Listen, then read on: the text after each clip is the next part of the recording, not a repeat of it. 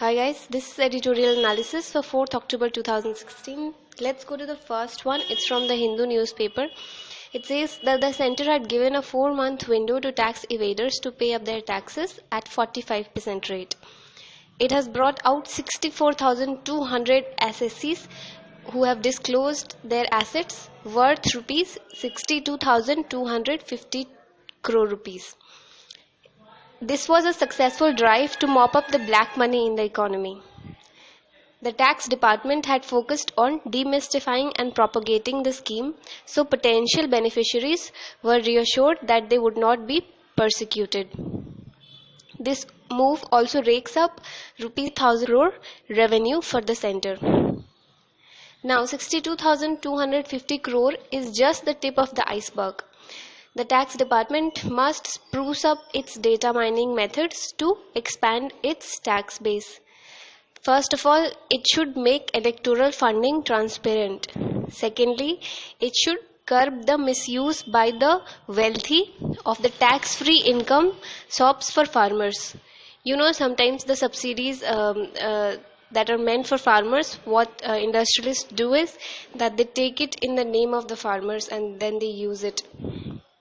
So the tax department has to curb that misuse, and thirdly we have to encourage cashless transaction. So that is on taxation. Let's move on to the second editorial today. This is also from the Hindu. It says that the MG Narega has been completely digitized. It has been digitized from registering for demand to work to getting off work to payment under the management information system. Also, the online report of various levels of work are also available. It has enabled the citizens to monitor the implementation at various levels. But what are some of the problems with this management information system of MG Narega? First of all, MES is available only from 6 a.m. to 6 p.m. Indian Standard Time. This has created huge impediments for collaborative work across time zones.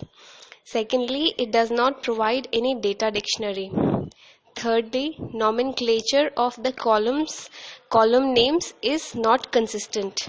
And fourthly, some crucial links from the website are also missing. So these are some of the problems of MIS for MG Narega. For last year for public administration optional in mains, there was a question on MIS and how it is being used in government. So points like this can be used. Let's go to the third editorial. This is from the Hindu Business Line. It talks about what fintech is.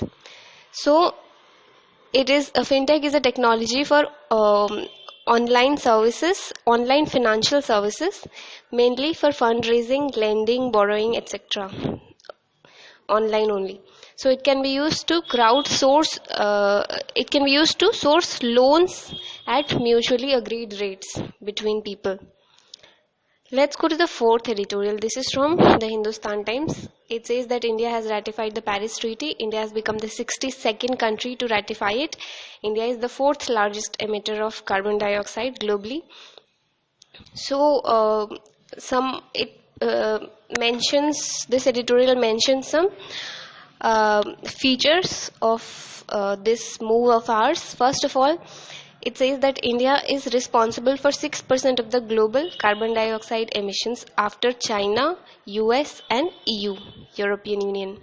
Secondly, India plans to reduce its carbon emissions by 33 to 35% from 2005 levels over 15 years. Plus, we'll also produce 40% of our energy by renewables by 2030.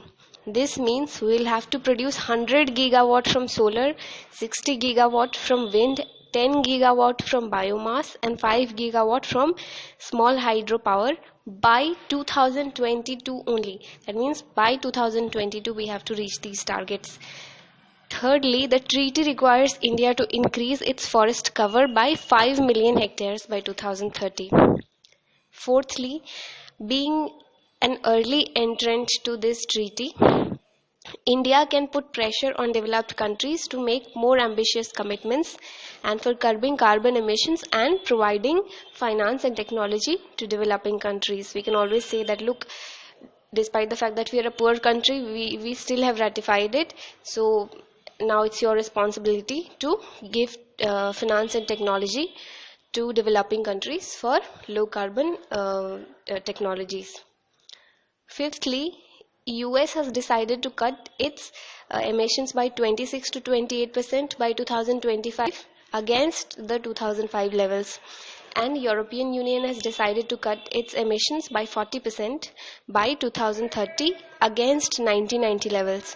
So these emission cuts are not very ambitious as compared to India's ambitions. So our commitments look very ambitious as compared to these developed countries.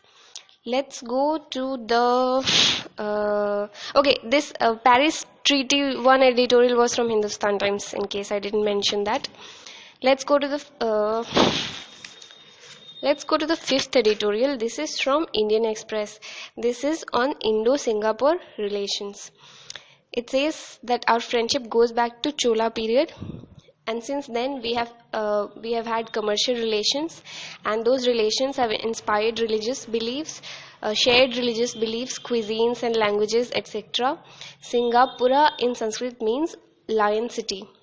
In 2005, we signed Indo-Singapore SEPA, Comprehensive Economic Partnership Agreement, that increased the bilateral investment between the two countries by 5 times and trade by 3 times in a decade after that. That means between 2005 to 2015.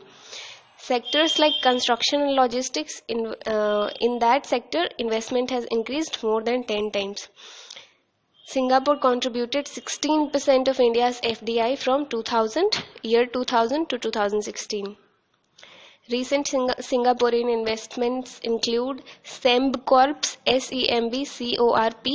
Sembcorp's $3 billion power plant in Andhra Pradesh, PSA's $1.3 billion development of 4th terminal of Jawaharlal Nehru Port in Mumbai, and Ascendas Sin Bridges, ASCENDAS hyphen Sin Bridges, SINBRIDGE, Ascendas Sin Bridges, $400 million IT park in Haryana. So these are some of the recent investments from Singapore in our country. These investments, they reflect their belief in trade environment in India and the potential of Indian people. So what are some of the measures that we can take to improve these relations? First of all, we have to expand the air connectivity between the two countries. Secondly, regional stability and cooperation between India and Asia is very important, and the proposed regional comprehensive economic partnership can help in this. So these are the editorials for today, 4th October 2016. Thank you.